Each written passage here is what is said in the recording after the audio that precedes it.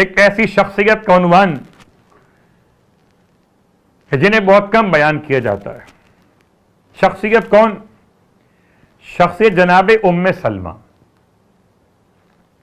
چونکہ ہو سکتا ہے کہ ہم ترتیب وار چل سکیں کہ جو الف سے جو نام شروع ہوتے ہیں ان کو پہلے بیان کریں. ام سلمہ، گرچہ اصل میں آپ کا اس میں گرامی ہند یا رملہ بیان کیا گیا، اختلاف ہے، لیکن زیادہ معتبر قول ہند کے بارے میں.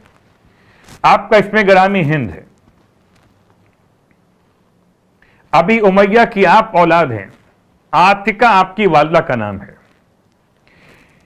اور ہجرت سے 28 سال پہلے آپ کی ہوئی آمد دنیا کے اندر، تو ام سلمہ کے نام سے مشہور ہوئی. ام سلمہ بہت تفصیل میں جائیے تو ایک مجلس تو کیا 2-4 مجلسیں ہو سکتی ہیں ام سلمہ کے حوالے سے، لیکن تمام شخصیات کو تھوڑا تھوڑا بیان کرنا مقصود ہے. تو آج کی گفتگو میں ام سلمہ، سلمہ کی ماں. سلمہ کون؟ گرچہ ہمارے اردو زبان میں سلمہ نام رکھتے ہیں بیٹیوں کا، مگر یہاں یہ بیٹی نہیں ہے. سلمہ آپ کی بیٹی نہیں، سلمہ بیٹا ہے. ام سلمہ یعنی وہ خاتون جو سلمہ کی ماں، سلمہ بیٹا ایک. یہ کون شخصیت اور معصومین سے ان کا کیا رشتہ اور کیا تعلق؟ ان کے اسلام لانے کا واقعہ کہ سرکار ختم یہ مرتبہ صلی اللہ علیہ وآلہ وسلم دار ارقم میں جانے سے پہلے، خفیہ تبلیغ سے مرکز پہ جانے سے پہلے جن افراد نے اسلام قبول کیا ان میں ان کا نام شامل ہے. جناب ہند یا رملہ، جنہیں ام سلمہ کے نام سے یاد کیا گیا. اس کے بعد بچپن کے واقعات نہیں ملتے. آپ کی زندگی کا ایک حصہ آپ کے شوہر کے ساتھ، اس کے بعد ایک حصہ آپ کے شوہر کے انتقال کے بعد، پھر تیسرا اور آخری حصہ آپ کا آخری زمانہ وفات سے متعلق. 3 حصوں میں گفتگو مکمل کریں گے. پہلا حصہ ام سلمہ. آپ کی شادی منعقد ہوئی، آپ کا نکاح منعقد ہوا. شوہر کا نام تھا عبداللہ ابن عبد الاسد، اور بعد میں لوگ نام بھول گئے ابو سلمہ. یہ ام سلمہ، وہ ابو سلمہ، سلمہ کی ماں اور سلمہ کا باپ. اور جناب ام سلمہ نے 2 مرتبہ ہجرت کی حبشہ کی طرف اور پھر ہجرت کی مدینہ منورہ کی طرف. تو سابقات الی الاسلام میں آپ کا مقام بلند ترین. جناب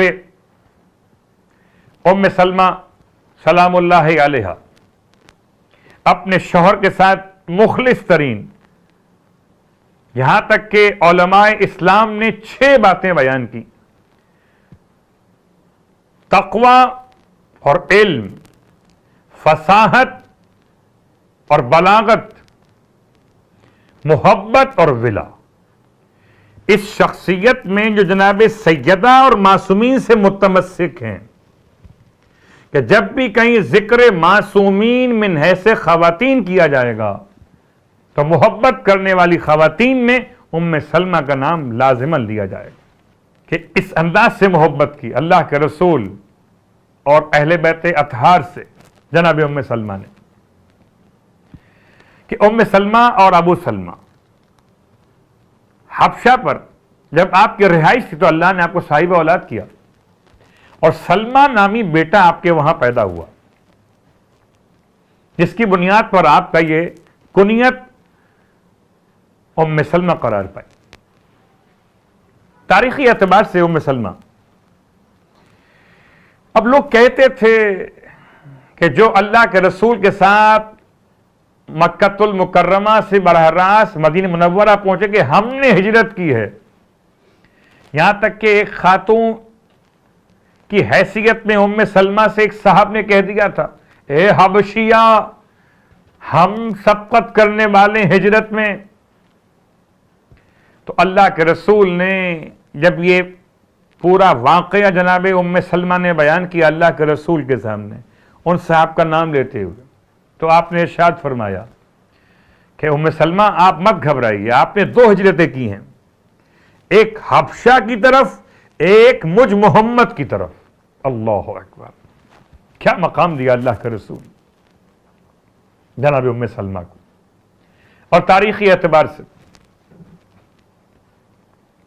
مدینہ منورہ میں آنے کے بعد آپ کے شوہر نامدار کے حالات، ابو سلمہ عبداللہ آپ کا نام تھا، جنگ احد میں بڑی بہادری کے ساتھ آپ جہاد کر رہے تھے کہ کسی حبشی نے آپ کو زہر آلود تیر سے زخمی کر دیا. اللہ اکبر.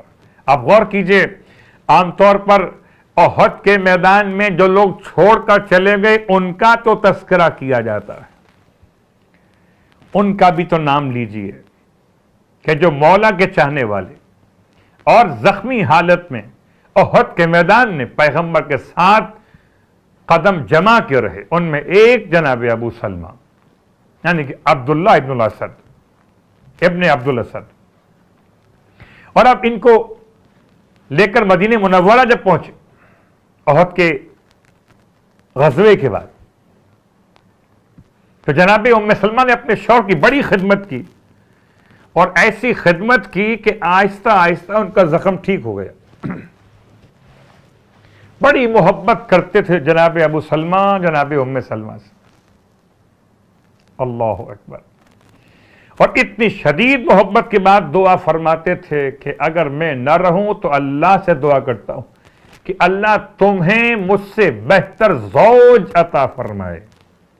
اب غور کیجئے گا، کسی شوہر کے لیے یہ دعا کرنا آسان نہیں اپنی زوجہ کے لیے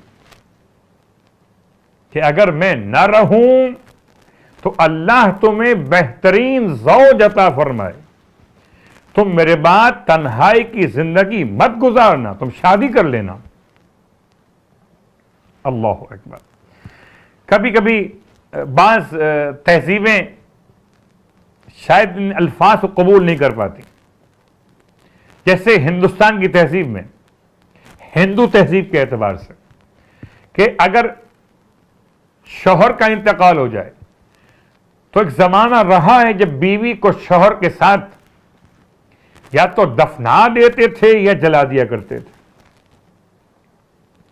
لیکن بہرحال یہ اسلام کا روشن ترین پہلو، ابو سلمہ کی شخصیت، ام سلمہ کے شوہر. اس کے بعد ایک اور سریے میں آپ کی روانگی، اس سریے کا نام بھی آپ کے نام سے ابو سلمہ رکھا گیا. وہاں سے واپس پلٹ کر آئے، کامیاب ہو کر آئے، اور پھر وہ زخم دوبارہ کھل گیا، اور اسی حالت میں آپ دنیا سے رخصت ہوئے. اختلاف ہے کہ جمادی اولیٰ میں آپ کا انتقال ہوا یا سفر کے مہینے میں. ابو سلمہ خاندان اہل بیت سے متعلق خواتین کا تذکرہ جناب سیدہ سلام اللہ علیہا کے حوالے سے. جناب ام سلمہ اور ام سلمہ پھر اپنے شوہر کے بعد بڑی غمگین رہنے لگی، اور اتنی غمگین کہ اللہ کے رسول نے پھر آپ کو دعا تعلیم فرمائی، انا للہ و انا الیہ راجعون. اور بعض اعتبار سے علماء نے وَمَن يَتَّقِ اللَّهَ يَجْعَلْ لَهُ مَخْرَجًا وَيَرْزُقْهُ مِنْ حَيْثُ لَا يَحْتَسِبُ، اس دعا سے اس آیت قرآنی کو ملاتے ہوئے بعض علماء نے اس دعا کو خاص طور سے ام سلمہ کے لیے بیان کی کہ اس دعا کی تلاوت کریں تو آپ کی پریشانیاں دور ہوں گی. مالی اعتبار سے 4 یتیم بچے سب کو پالنا ہے، اور پھر آپ مشکل حالات میں، شوہر کا انتقال ہو چکا، اور ایسے میں آپ یہ دعا تلاوت کر رہی ہیں. بعض نے اس کے علاوہ دعا بیان کی اللہم اغفر لی و لہو، اے خدا مجھے بخش دے اور میرے شوہر کو بخش دے، وَأَقِبْنِي عَقَبًا حَسَنًا، اور مجھے میرے شوہر کے بعد بہترین شوہر، بہترین وارث عطا فرما دے۔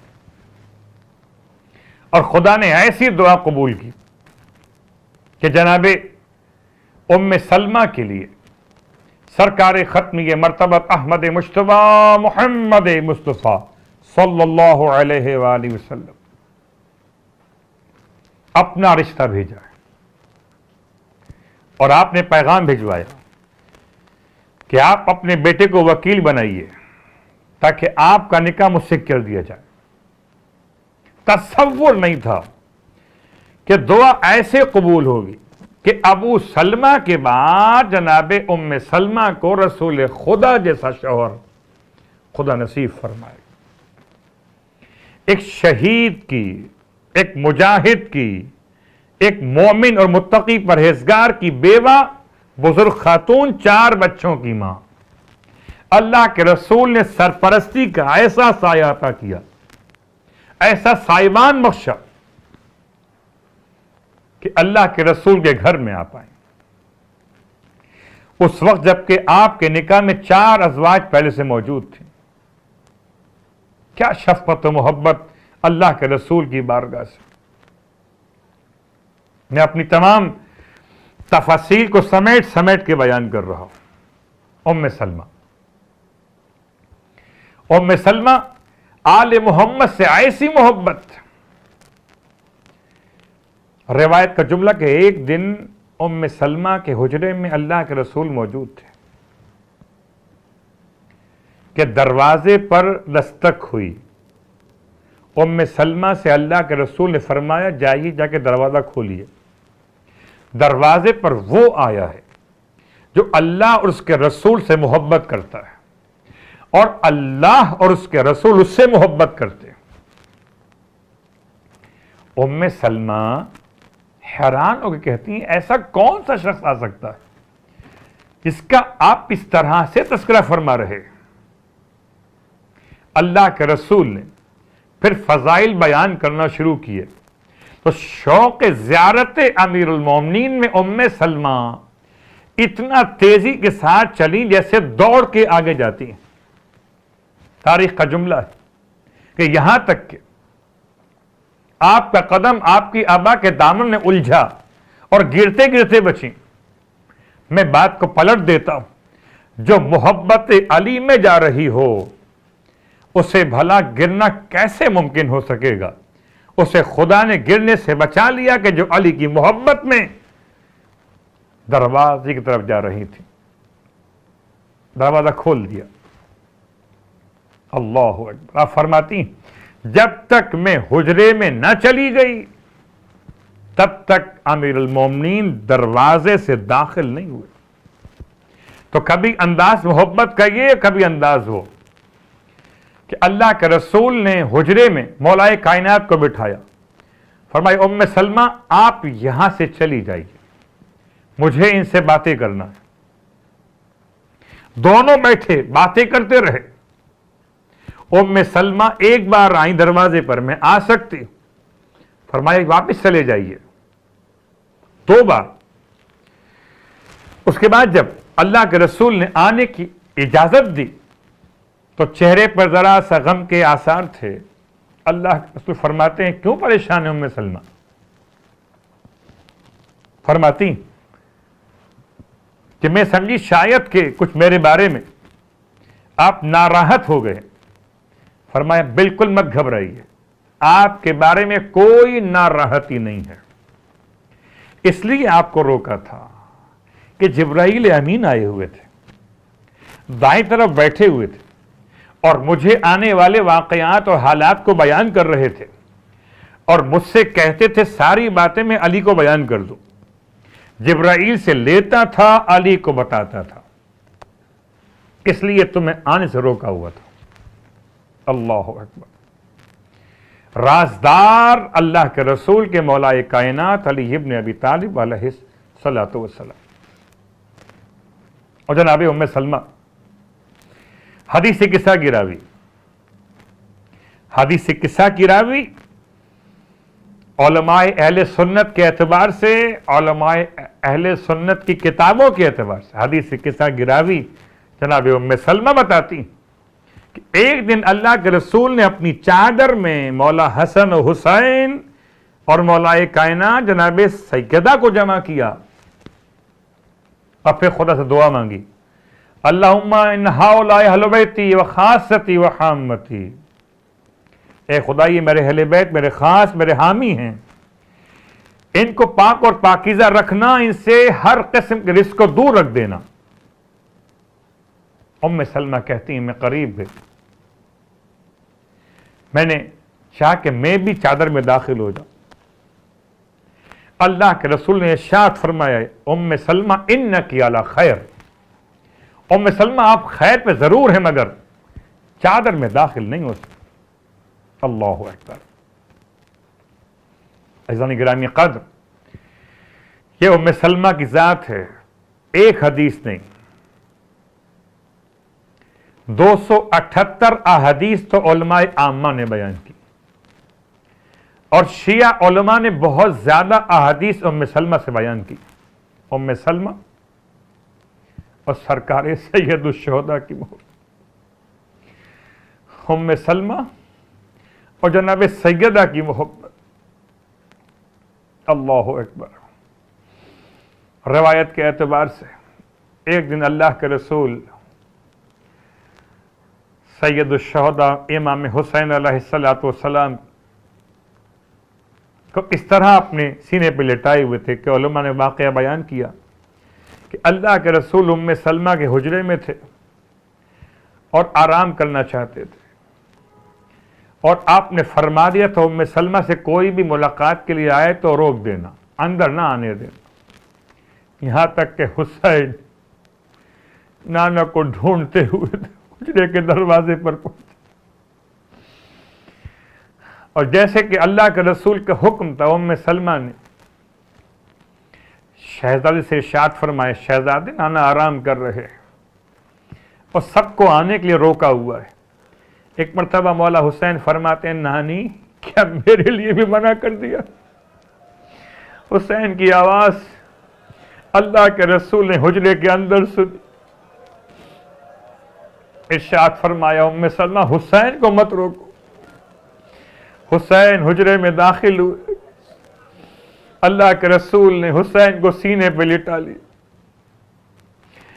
ام سلمہ کہتی ہیں کہ اللہ کے رسول روتے جاتے تھے، حسین کو چومتے جاتے تھے۔ اللہ اکبر۔ اللہ کے رسول نے ام سلمہ سے ارشاد فرمایا، جب ام سلمہ نے پوچھا یا رسول اللہ آپ کے رونے کا سبب کیا؟ میرے ماں باپ آپ پر قربان ہو جائیں، یا رسول اللہ آپ کے رونے کا سبب کیا ہے؟ اللہ کے نبی ارشاد فرماتے ہیں، ام سلمہ جبرائیل امین آئے تھے اور مجھے اس شہزادے کی شہادت کی خبر دے کر گئے۔ ام سلمہ جبرائیل امین یہ کربلا کی خاک مجھے دے کر گئے ہیں، یہ شیشی کے اندر بند ہے، اس سرزمین پہ میرا لال قربان ہو جائے گا۔ ام سلمہ یہ خاک اس شیشی کے اندر اسے سنبھال کر رکھو، جس دن یہ خاک خون میں تبدیل ہو جائے سمجھنا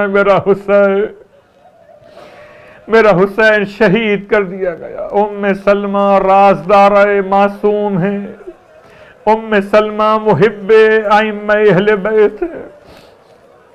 کیا مقام ام سلمہ نے پایا، اللہ اکبر۔ احادیث پہ غور کیجئے تو احادیث میں فدق کا واقعہ ہو یا اس کے علاوہ اللہ کے رسول کے زمانے کے واقعات ہوں، مولائے کائنات کے فضائل کی احادیث ہوں، اکثر احادیث میں جناب ام سلمہ راوی ہیں، ام سلمہ۔ لیکن رونے والوں سے فضائل کے روایت میں ہی راوی نہیں ہیں بلکہ مصائب کی روایت میں بھی راویہ حدیث ہیں۔ اسی لیے اللہ کے رسول کے بعد جن خواتین کی سب سے زیادہ تذکرہ کربلا کے واقعات سے متعلق واقعات میں آتا ہے۔ جناب ام سلمہ جب سرکار سید الشہداء کربلا کے لیے عازم سفر ہوئے تو جناب ام سلمہ اللہ کے رسول کی شریک حیات امہات المومنین فرماتی ہیں بیٹا حسین عراق نہ جائیے، بیٹا عراق نہ جائیے۔ اللہ اکبر۔ امام فرماتے نانی جو طے ہو چکا وہ ہو کر رہے گا، نانی میں اگر کسی مقام پر جا کر کہیں پوشیدہ بھی ہو جاؤں تب بھی بنو امیہ کے لوگ مجھے نکال کر قتل کر دیں گے۔ نانی آپ چاہتی ہیں کہ میں آپ کو زمین کربلا کا منظر دکھا دوں؟ رونے والوں، کوئی زائر کربلا ہو کربلا جا کر۔ جناب ام سلمہ زائرہ کربلا بنی اس طرح سے کہ صاحب کربلا نے خود جناب ام سلمہ کو کربلا کی زیارت کرائی۔ امام نے اپنی انگشت مبارک اس طرح سے 2 انگشت مبارک میں فاصلہ پیدا کیا اور ارشاد فرمایا نانی ذرا غور سے دیکھیے، اب جو ام سلمہ نے مولا حسین کی 2 انگشت کے درمیان مشاہدہ فرمایا، عجیب منظر تھا، ایسا منظر تھا کہ سرکار سید الشہداء کے ہاتھ میں اصغر کا لاشا، چہرے پر خون ملے ہوئے، تڑپ گئیں۔ بیٹا حسین یہ کس عالم میں ہم تمہیں دیکھ رہے ہیں؟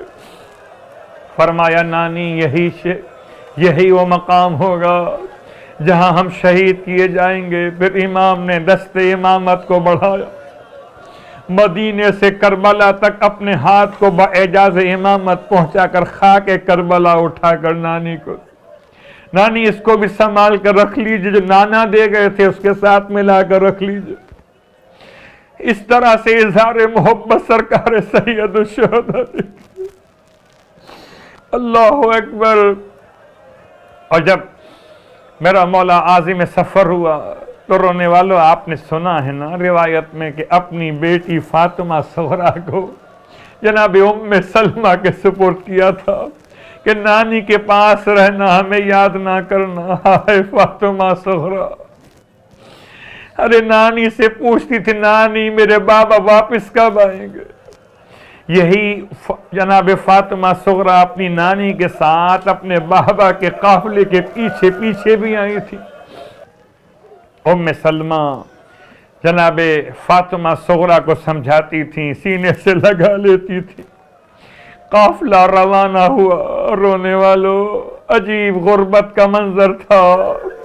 ہائے فاطمہ صغرا کہ نانی کے پاس رہتی ہیں۔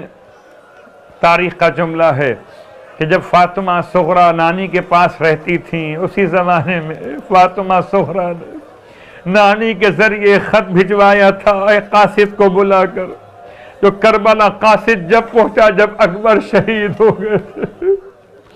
ہائے اس طرح سے حسین کی امانت کو سنبھال کے رکھا جناب ام سلمہ نے۔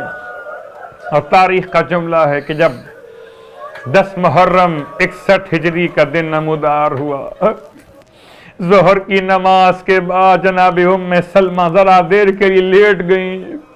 عالم خواب میں اللہ کے رسول کی زیارت ہوئی۔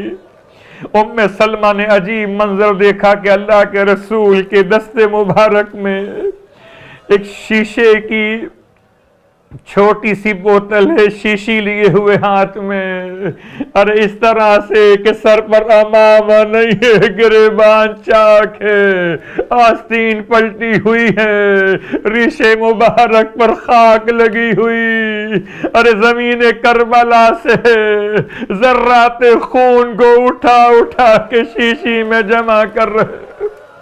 ام سلمہ نے اس عالم میں اللہ کے رسول کو دیکھا، تڑپ کے فرمایا فدا کا بھی و امی یا رسول اللہ، میرے ماں باپ آپ پر قربان ہو جائیں، آپ کا کیا حال ہو گیا؟